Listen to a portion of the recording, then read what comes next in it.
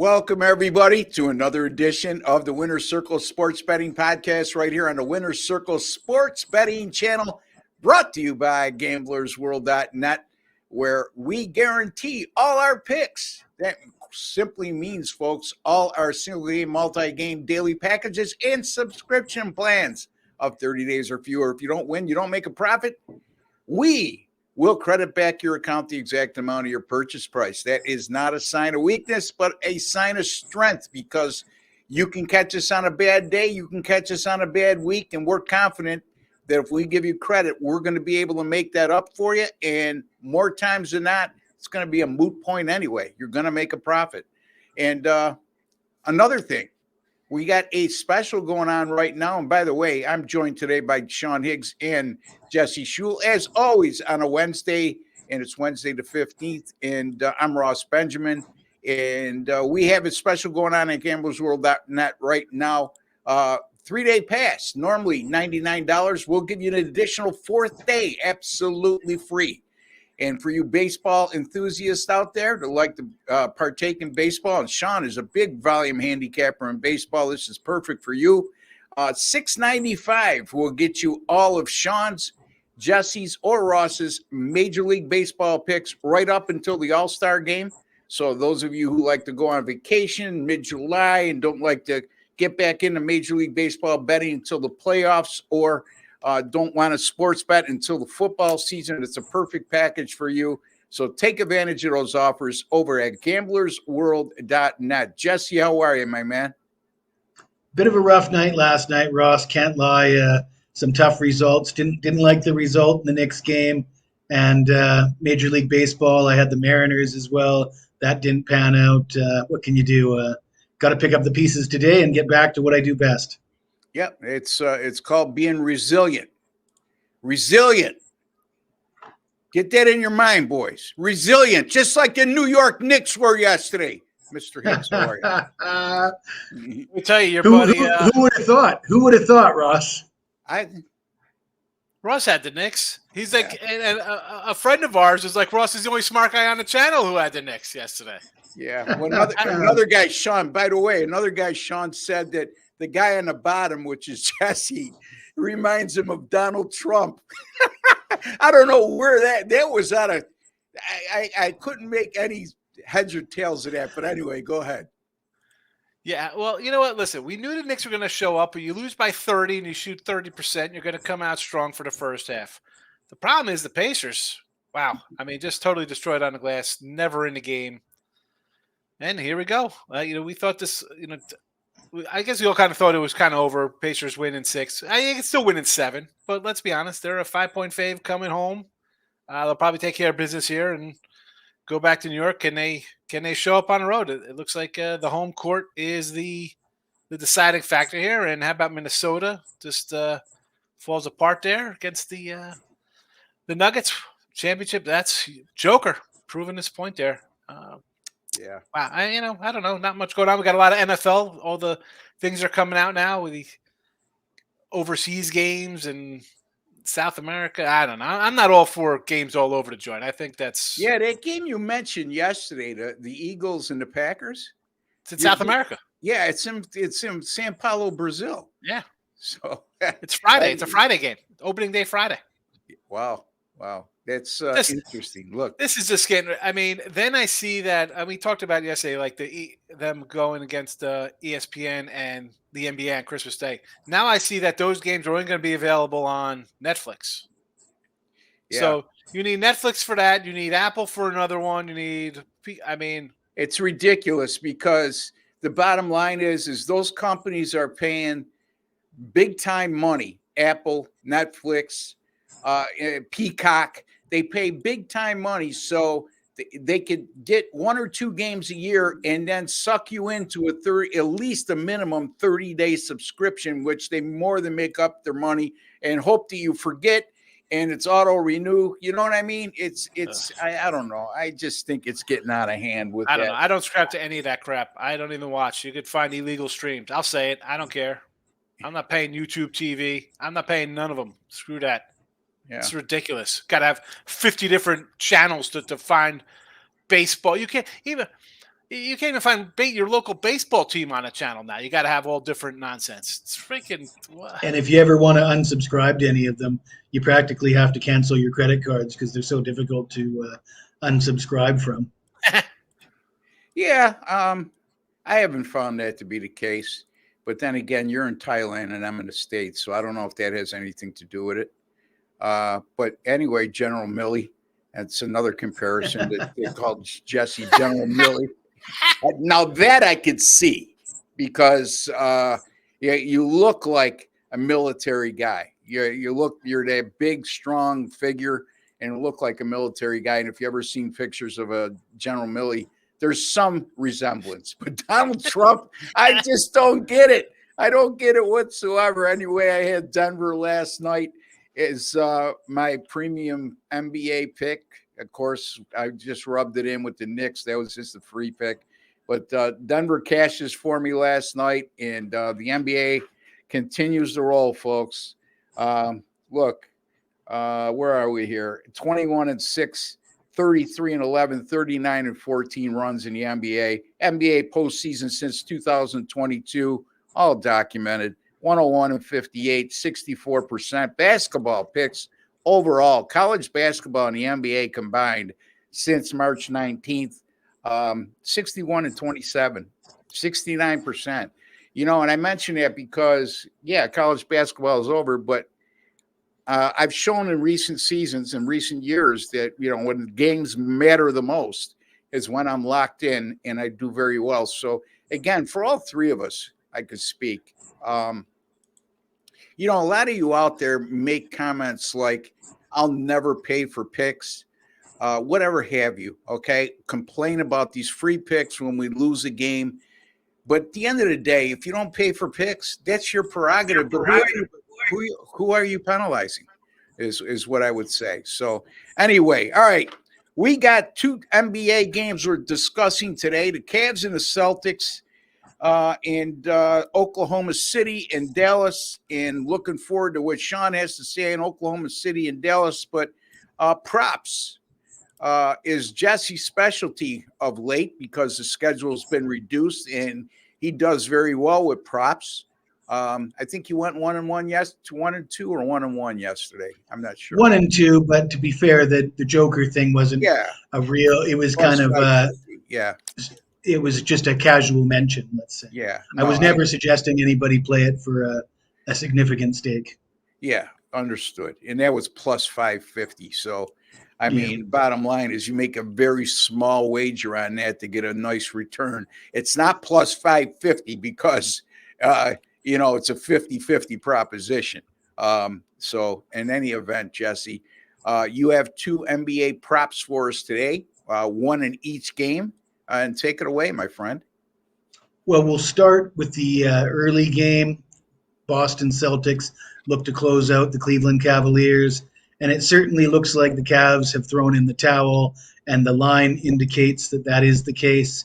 15-point favorite, I think, anywhere from 14.5 to 15.5. Donovan Mitchell didn't play the last game. The Cavs, I don't think there's much fight left in this dog. So I'm expecting it to be a blowout, and if that's the case, Boston's bench might get involved.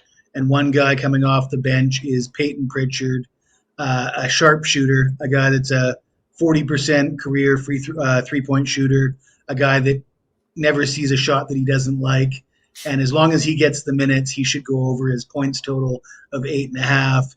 He's gone over that number, I believe, in 3 of 4 games in this series. And I think that he's going to see some minutes in the fourth quarter of this game. Yeah, he's averaging a little over 11, I believe, per game in the series, which goes hand in hand with what you just said.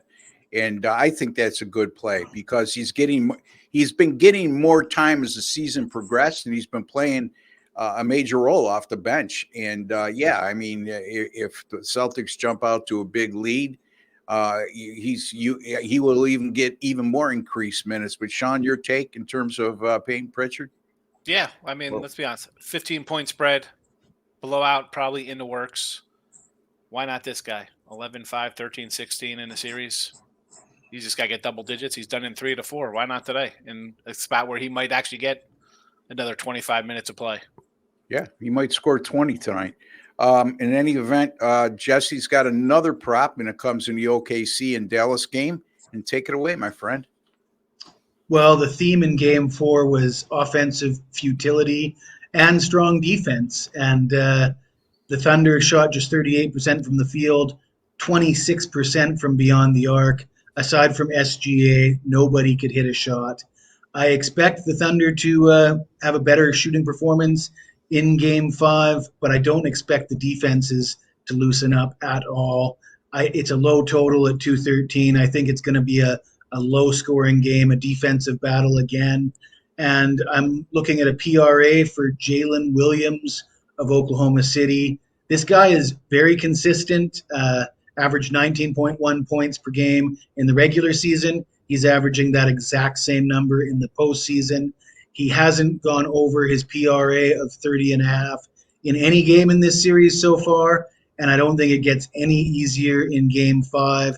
He attempted a career-high 19 field goal attempts in the last game, was just 5 of 19, was way below his PRA. He may improve a little bit on his percentages, but I don't expect him to get to that number. I think it's an inflated number in a game that's going to be a hotly contested defensive battle. Yeah, Jalen Williams under 30.5 points, rebounds, and assists combined. Peyton Pritchard over 8.5 points scored. Tonight are Jesse Schule's free picks, free props. And Jesse's done awful well with props over the years. And he's no different on our show here as well. Sean, that leads me into your game, which is Oklahoma City and Dallas. I took some flack the other day because I took Oklahoma City as my free pick in Game 4. Now, I didn't get flack for the pick, but a couple of wise guys on this channel and another says, yeah, Ross, that was a great prediction. You predicted Oklahoma City was going to shoot between 37 and 40%, and you'd be shocked from the three-point line, and you'd be shocked if they didn't, and they only shot 26%. Well, I also said that if you recall, if you watched the video and you really listened, that Dallas' inability to knock down free throws and how terrible they've been free throw shooting in this series in particular, at some point that was going to bite them in the behind, and I thought it would occur in Game 4. And sure enough, if you look at the numbers, their free throw shooting was terrible in Game 4, and ultimately you can make a strong case that cost them the game. I also said that Oklahoma City, this is a team that's been playing terrific defense. I think they've allowed 97 points or fewer in 6 of 9 games, I think, so far in the postseason. They were only allowing 96 points per game throughout the postseason, and they held Dallas to 96. But see, everybody forgets those parts, Sean. You know what I mean? They try, you have a winning pick, and they isolate one stupid thing. Okay, they didn't shoot whatever they shot. By the way, I gave you an NBA betting angle, which all of you say, that doesn't mean anything. You know what? When people tell me numbers don't mean anything, I'm a numbers guy. You don't beat a number unless you use numbers, okay? So that's the end of it. And beside that, you don't see these guys criticizing me for the numbers that I use because that's just not their style, but they respect what I do, okay? So if you're going to criticize, you win. If you can criticize somebody over the numbers you use, that means you're not capable of using numbers to win, and you don't know what pertinent numbers to be looking at. Go ahead, Sean. Well, you stole out of my thunder as not just the Oklahoma City Thunder, but just like the Mavericks. You're 12 of 23 at home from the free throw line, 52%. You blow a 14-point lead, just totally choke it away. What are you doing, Mavs? What are you doing to me here? My 9-1 ticket for you to get to the conference finals, and you do something like that. Terrible. I'm going to come back on them here because, they play defense. You hold the team to 38% shooting, you should win a game. I don't care where you're playing. That could be anywhere. It could be in an ice skating rink. You should be winning games. So This is a play for me. I'm getting 4.5 here with Dallas. It's been a defensive, ugly scores. Nothing really crazy. Nobody's coming out and having monster 136 to like 102 kind of blowouts. Are ugly. Now, Luka, we don't, is he hurt? Is he not hurt? I don't know. Kyrie's been very good. I'm just going with what I saw. You choke away a game at home. You got to rally around on the road, hostile environment. Bring it together. I got two. Again, this is why I like them to get to the conference finals. I got two really good guys who can carry a team. I'm taking the points in the Mavericks here. Again, you shoot that bad and you said it, Ross. And I joke about the free throw shooting. That is just horrible. It's terrific. It's terrible by college basketball standards, let alone the NBA. And then you go 5-8 minutes. You can't score a basket at home. I mean, they went 9 minutes. 9 minutes. Without scoring a field goal, and not only they shot terrible, the numbers you just gave out, Sean, in game 4, but they had shot 67% from the free throw line in the first 3 games, getting to the free throw line 25 times a game. Yeah. Okay. You got to take advantage of that. That's a good number of times to get to the free throw line in a playoff game. Okay. If you hit the normal NBA standards of 78 to 80%, this series might be over. Anyway, Jesse. Well, we've seen this. We saw that with the Clipper series too. They play ugly basketball. You think they should be a fluid kind of bunch because you got Luke and Kyrie. You think, wow, these guys should put up, good amount of points. But they don't. They get bogged down and they miss shots. And the defense creates ugly offense and it creates their own ugly offense. It's weird. It's a weird team. Yeah, I mean, again, you got to give Oklahoma City some credit because I think they're vastly underrated on the defensive end of the floor, and it's especially been the case during the postseason. And Jesse made a good point. He's looking at a low-scoring affair. Dallas, if you look over the last quarter of the season, I've said this several times on the show, last quarter of the regular season and into the playoffs, they've been extremely good defensively as well. Yeah. But Jesse, what's your opinion on this contest? It's an interesting setup here, but I hear what Sean's saying. I think Sean's leaning into the fact that they missed their free throws. They played great defense. Basically, they should have won the game is what it all boils down to. The game was theirs to win, and they blew it. And if they play that style of game here in Oklahoma City, they should get a win.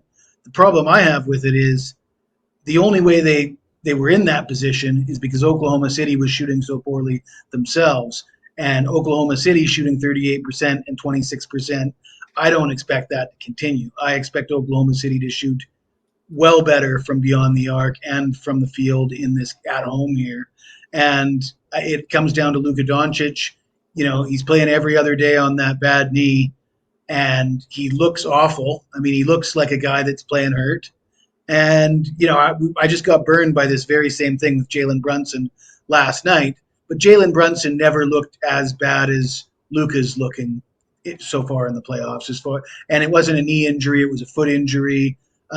It's pretty hard to bounce back and go from 18 points to 38 points on a bum knee. And I don't have any insight that you guys don't have on how injured his knee is, but it just doesn't look good. And I tend to think that this is going to be Oklahoma City from here on out unless Luka can fix that knee pretty quick. Well, yeah. I mean, Sean mentioned, how do you lose a game when you hold a team to 38% shooting? You shoot less than 40% yourself, and you go 50% from the free throw line. That's how you lose a game. You go through a 9-minute scoreless, or I shouldn't say a field goal drought for 9 minutes in the second half at home. So that's how you lose a game. I got a big play on this game tonight. I got the winning side at gamblersworld.net. It's up there right now for sale for $35. And I'm going to reserve comment any further on that game just because of that fact. All right, let me get to my game. And that's the Celtics and the Cavaliers. And as Jesse mentioned earlier, the Celtics a 14.5 point favorite here. The total 205.5. I'm going to concentrate just on the Celtics total of 110. Since the 2022 playoffs, the Celtics have played 2 games as a home favorite of 10 or more with a chance to close out a series like tonight. And they averaged close to 118 points per game. in those two contests. The Celtics off back-to-back wins in Cleveland. And this year, their last 5 at home coming off back-to-back wins, they're averaging 126 points per game, shooting 54% from the field and 43% from beyond the three-point line. The Celtics this year averaged 123.6 points per game as a home favorite of 10 or more. And they 23 times they were a home favorite of 10 or more, 26 times actually, excuse me. And in 23 of those 26 times as a home favorite of 10 or more, they scored 111 or more, and that's 88% of the time. In addition, as just a favorite of 10 or more, regardless of home or away, 33 of 39 games in that situation, they've scored 111 or more, and that's 85% of the time. I'm going to keep it simple here. Jesse mentioned he thought Cleveland was dead in the water, and I don't know mentally what kind of mindset they're going to have tonight. I think this is going to, again, it would be easy to predict, just from a layman's standpoint, that this is a team that really doesn't believe they could win the series, let alone winning on the road as a double-digit dog. They did do so in Game 2, but let me remind you, the Boston Celtics laid an egg in Game 2 against Miami, and then they dominated the next 3 games in the series. They didn't exactly dominate Game 4, winning by 7 as an 8.5-point favorite, which ultimately went up to 12 because of the absence of Donovan Mitchell. But I can care less about all that. I'm going to say that Boston Celtics tonight will be playing an uninspired team defensively in the Cleveland Cavaliers, and they'll go over their team total of 110. That's my pick. Sean? I agree. I think that kind of gets there, right? You're probably thinking like a 113 to like 96 kind of game. I mean, the Cavs have gone under 100 points in 6 of the last 10. And if Mitchell's out, well, come on. They're talking about him going to the Lakers. Really? The Lakers are going to trade for him? Whatever. That's another rant for another day. I don't know. How about do we go easy money here and just lay like 12, 13, 1,400 on Celtics money line? Do you think that's the best way to go, guys, or no? No. Yeah. Maybe, I don't know why people like to do that. Maybe Jesse might consider it. You never know. It's like stealing. The better way to do it, Sean, is to find like 3 or 4 other locks and parlay them all together, because they're all locks, right? Yes. So I'm trying to find something else up there in the 1,200 range. Yeah. That's a joke, folks. In the chat. Yeah. Indiana was a lock last night, too. If you listen, not only you two guys, but if you listen to the comments across the internet, there was no way the Knicks were going to cripple. They're worn down. Well, listen, I'll go back to, and I'll not criticizing I'll die on my guys. hill of you can't play guys 45 minutes.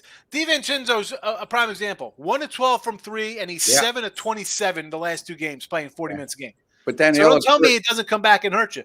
But then all 3 of us were on. We like the Knicks as me and Jesse were like, they're going to come out first half, and then the legs are going to show. Well, they showed for one guy. The other guy made up for it, and Pacers defense does what they do and give up points. They couldn't get anything going. That's the other part of the equation.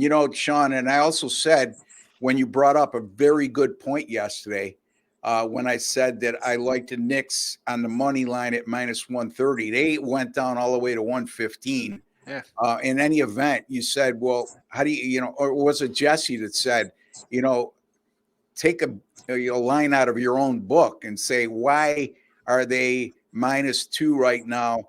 And Indiana's -140 for the series. And my answer, and I'm going to stick to that answer, is that I think that the Knicks could still win this game tonight just based on emotion, and coming off that embarrassing loss and being on their home floor, and still lose the series because of the points that Sean brought up about some of the key members of the Knicks playing major minutes. And as a series wears down, and when you start getting into games 5 and 6 and playing on 1 day rest, that's where it catches up to you. But again, we'll see what happens. And Jesse, getting back to your scenario, said, if Indiana wins Game 6, will they be a favorite in Game 7? And I said, well, if the Knicks barely get by tonight, and then they get blown out in Indiana, then I would think it would be somewhere around a pick 'em, possibly Indiana being a 1 or 2 point favorite. But the jury will be out. A lot will be determined on what we see in Game 6. And again, the odds makers, and guys, I'm going to let you chime in. I know I'm getting a little long-winded here, but the odds makers are going to make their line based on how they make a line. Accurate, okay? But don't kid yourself. Perception is a slight adjustment that they will make on any line, especially at this time of year. Jesse? Well, unless somebody gets injured, everybody's going to say, well, the home team's 6-0 straight up in the series. Heading into Game 7, New York's won all 3 games here. We saw what happened in Game 5. The public's going to want New York. No way they're not a pro. I'd say New York 3.5 if as long as they're healthy coming back home. Yeah, I mean, again, are we going to see an overreaction in Game 6, Sean, because of what we saw in Game 5 with the Knicks being an underdog? Well, I mean, we saw the line come out at 5, and it's currently still at 5, 217. So it hasn't really moved. But what have you seen? You've seen the home teams take care of business, pull away, and cover these numbers. So I agree with Jesse. If we're going to get a 10-point kind of win here by the Pacers, or if it's a kind of crazy blowout, which I don't think. I don't think the Knicks lose by 30 here. I think it'll probably be like a 10, 15-point or in there. It'll be close or ugly. We'll know early on how it's going to go. But, yeah, it'll go back to New York with the Knicks. It was, 2.5 last time? They won by 30. Again, will it be back to the same number it was today, 2.5, or yesterday, off of the same kind of outcome? Possibly, but maybe it'll be juiced up because it is a Game 7, and the Pacers haven't shown an ability to stop the Knicks at home. So I get it. I agree with Jesse's take on it. What pretty plain and simple capping here, right? The home teams won every game, won it kind of convincingly all the way around, taking care of business. Why wouldn't this go 7 and the Knicks be favored to win that game as well?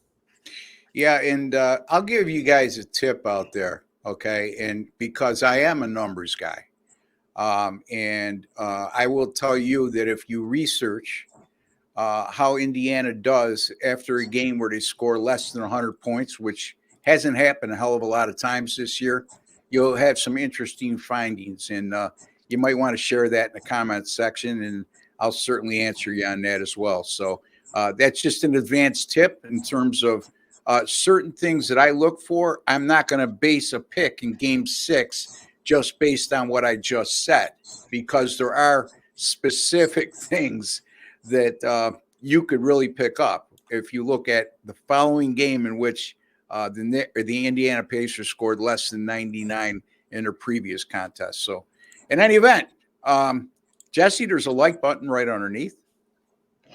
Smash that like button. Smash that like button, folks. Just a small token of your appreciation for the time, work, and effort we put into bringing you a quality podcast 5 times a week. And always, we want to make you a smarter sports bettor today than you were yesterday. Don't forget, if you have not subscribed to our YouTube channel, I don't know what you're waiting for. I mean, you're watching all the time. You might be new and watching and like what you hear, like what you see. And if that's the case, just hit that subscribe button. If you're on your PC, it'll be a WC logo in the bottom right-hand corner of your screen. That stands for the Winner's Circle. Click on that. It'll serve the same purpose. It's absolutely free. No strings attached, no hidden agenda, no subscription plans. You can unsubscribe anytime you want, if indeed you would go there. I don't know why you would. And while you're at it, if you have subscribed or you're a new subscriber and you haven't done this, go into your YouTube settings and click on your alert notification bell for the Winner's Circle Sports Betting channel, and you'll be notified immediately upon any of our 5 podcasts being published on our great channel. I will not be here tomorrow. It'll be Chip Chirimbus and Doug Upstone. I will be back Friday on our live show at 1 p.m. Eastern Time. I'll be joined by these 2 cats right here. And until then, for Jesse, Schule, Sean Higgs, and Ross Benjamin, take care and God bless, folks.